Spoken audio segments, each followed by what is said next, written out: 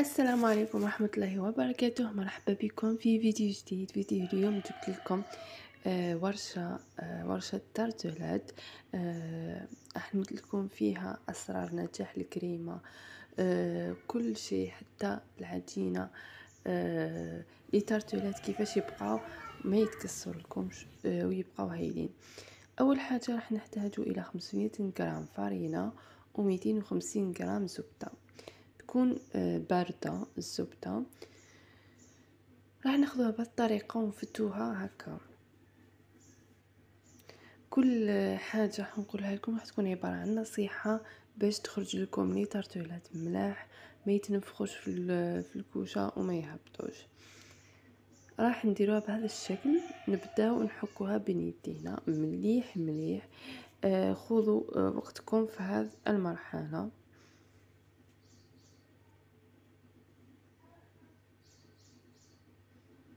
شوفوا كيفاش ولات لي الان. واش راح نديرو؟ راح ناخذوا 4 ملاعق سكر، 4 ملاعق زيت،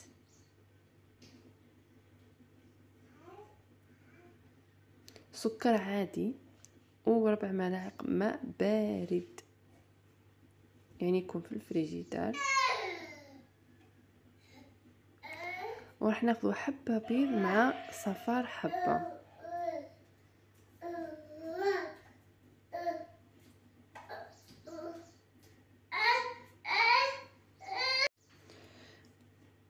و لهنا ديت الصفار. من بعد راح نخلطو كلش مع بعضه. انا وعلاش لهنا خلطت باش الصفار باش ما يتحرقليش البيض بفعل السكر. من بعد يدير تكتلات، هذه هي واش معناتها يتحرق. لهنايا نضيفو لافاني. من بعد راح نضيف الخليط هذاك ونلمدو فقط، نلمدوه فقط هكا بهذا الشكل.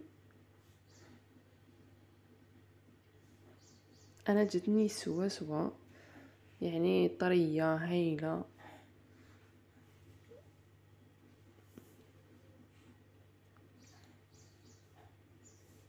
ننصحكم تجربوها. هذه الوصفه انا معتمدتها من حوالي 10 سنوات. هاي ليك لهنا خليتها بردت مليح. من بعد جيت فتحتها بهذه الطريقه، خليتها بردت، لازم تبرد مليح وتشد روحها. ولا هنايا راح نبدا نفتحها بهذا الشكل. شوفوا تكون رقيقه، واحد 2 مليمتر هكاك. ونجيبو لومبورت بياس هذا ونقطعو به.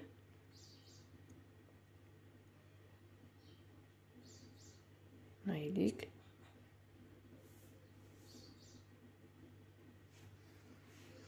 نحطوهم في سنيوه ونحطو لومبورت بياس عليهم هكا بهذا الشكل.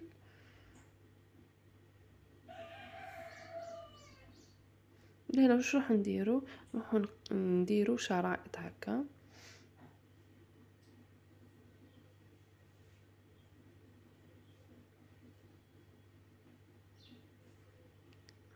لهنا تقطعت لي بصح معليش، هذه راح نعاود نستعملها هكاك وهي مقطعه. برك يعني درت لكم وحده هكا كامله باش نوري لكم. هاي لهنا ناخذها ونبدا ندورها على السرسوم هذا الصغير. من بعد واش نديرو؟ النحو الزوائد.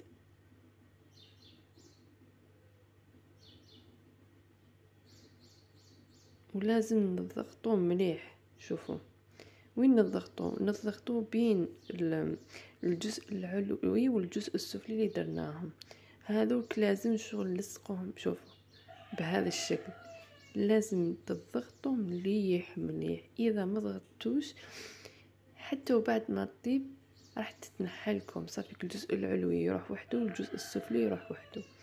هذه هي. لهنا راح نوريكم هذيك اللي تقسمت لي. عادي جدا ثاني كي ندير نلصق، فقط نتاكد بلي يلصقوا مع بعضهم.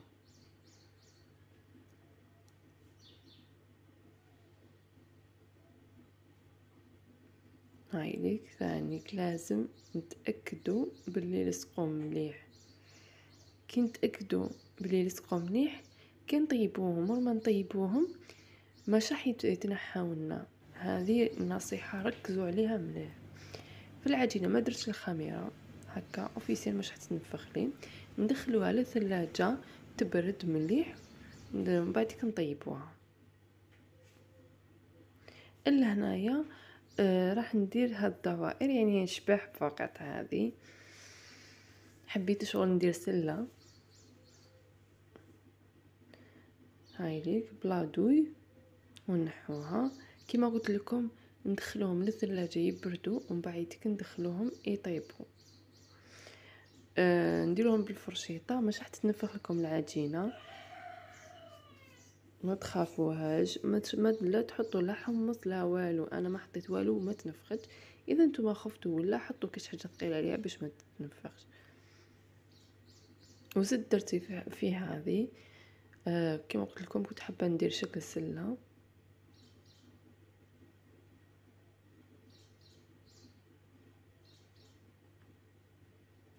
الا هنا نروحوا لكريمه الليمون. كريمه الليمون راح نحتاجوا الحبه بيض وصفار صفار بيضتين، صفار حبتان من البيض.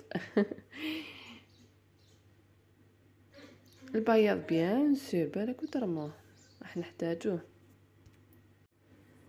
وراح نحتاجو الى 75 غرام سكر ناعم، ونص كاس اتاي قارص،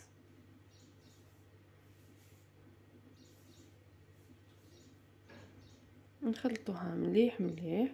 من بعد نحطوها على حمام مائي ونخلوها ونبقاو نخلطو فيها. تبقاو تخلطوا فيها بس فيها البيض قادر يطيب لكم. لهنايا هاي ليك شوفوا كيفاش ولات وكيفاش ثقالت، وهاي ليك كيفاش زادت بردت ثقالت. انا هي خليتها بردت حتى وصلت لدرجه حراره 41. ثمك باش زدت الزبده اللي هي 60 غرام زبده. تقدروا تميكسيوها كما تقدروا تخلطوها، خلطها غير بالفوي.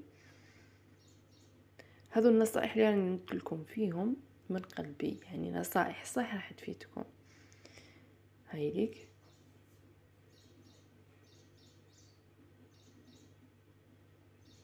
شوفوا كيفاش ولات. الا هنا نروحوا للكريم باتيسير. راح نحتاجوا الى 2 كيسان حليب، 3 ملاعق سكر و3 ملاعق مايزينا معمرين. راني نقول بومبي صافي كي ترفتي الحب كي ترفتي الحبه كي ترفتي المغرف يعني تكون معمره. وحبه بيض نخلطوها ونحطوها على النار حتى تثقل.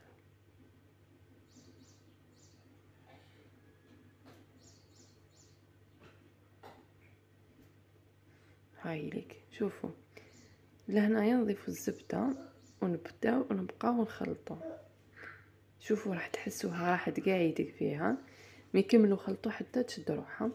هذا المقادير سورتو تاع المايزينا راح تخلي الكريمه تجي روعه توب. لهنايا ضفت لافاني وكملت خلط. هاي ليك شوفوا كيفاش راهي شو تحسوها عصيده بصح. شوفوا صدقوني غير راح تولي هايله. خليتها بردت تماما.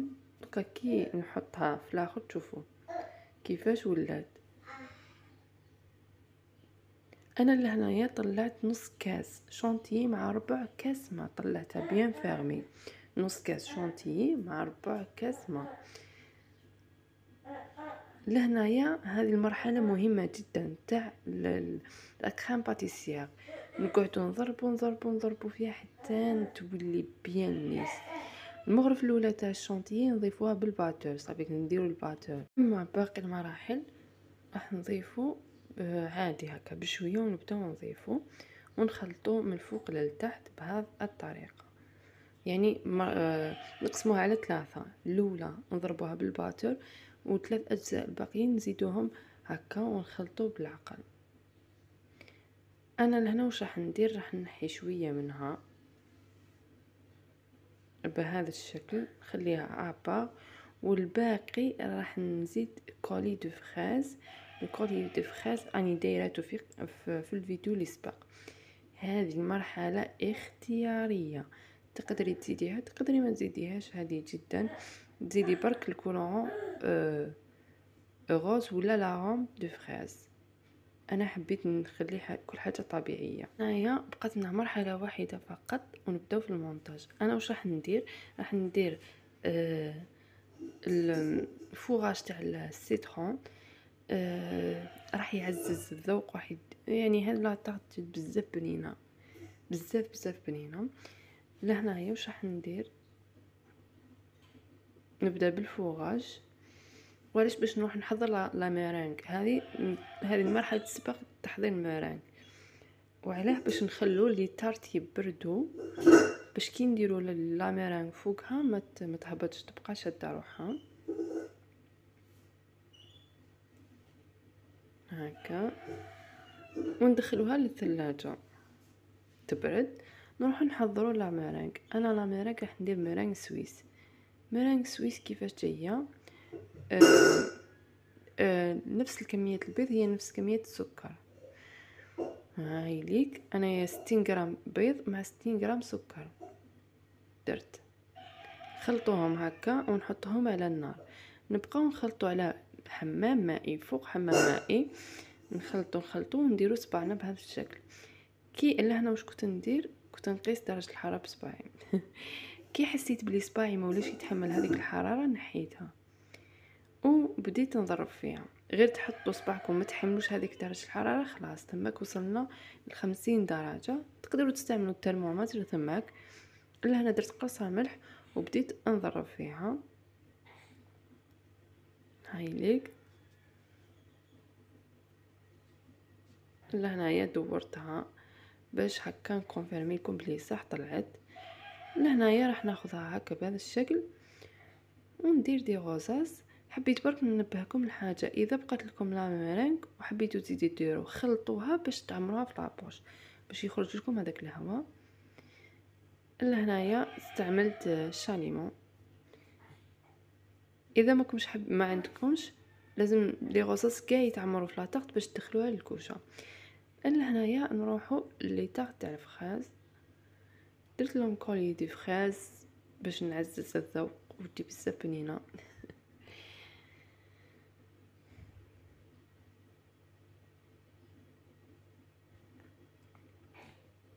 نخلوها تبرد شويه ومن بعد نجو نعمروها. لي غوزاس نديرو في الوسط ومن بعديك ساير داير في الوسط ومن بعديك ساير داير.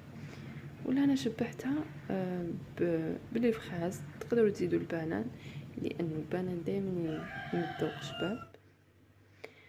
نروحوا ايضا لهذو الصغار. للاسف ما فكش بلي ما كنتش نصور.